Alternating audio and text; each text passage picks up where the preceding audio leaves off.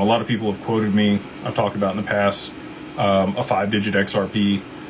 Derivatives have to be on-chain, and they need to be settled through XRP for that type of price to be reached.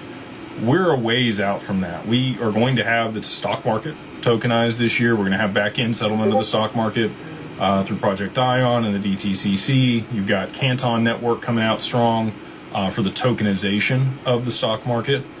Settlement and tokenization of the stocks themselves are two separate things, and I want to make sure people understand the delineation there.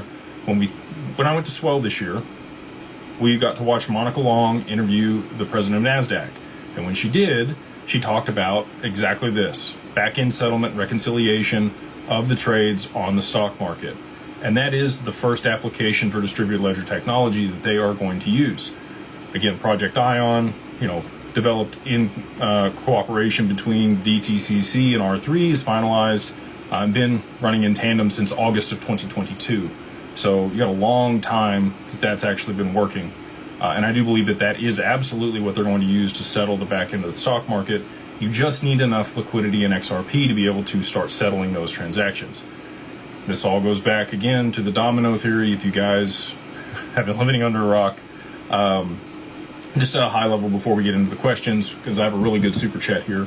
Chain of events: oil spikes, Japan raises interest rates, they rotate out of U.S. treasuries and buy their own bonds, U.S. bonds flood the market.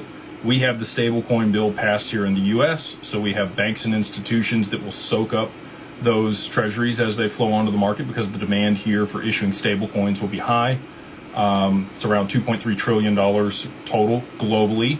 That is, foreign debt held outside the U.S. treasuries that will flow back here. And guess what the amount of, estimated demand for stablecoins is?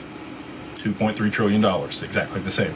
So that'll be shored up. It'll shore up the bond market, but with the reverse carry trade unwinding at scale, you're going to see a haircut across markets. Anything risk on, risk off, it's not going to matter where your money is, there's going to be a repricing. So gold, again, I'm going to be unpopular. Same thing with silver. I think you're going to see a 50% drawdown in both. I've called for, $2,000 or $2,100 gold. I think maybe that's a bit aggressive. Now that we're at 4,500, I was making those calls around, 4,000. So it could be, $2,250, $2,300 gold. But I do think it's going to be a big drop. And then also, as they shore things up with COMEX here this year, January 1st, 2027 is when UK adopts Basel III.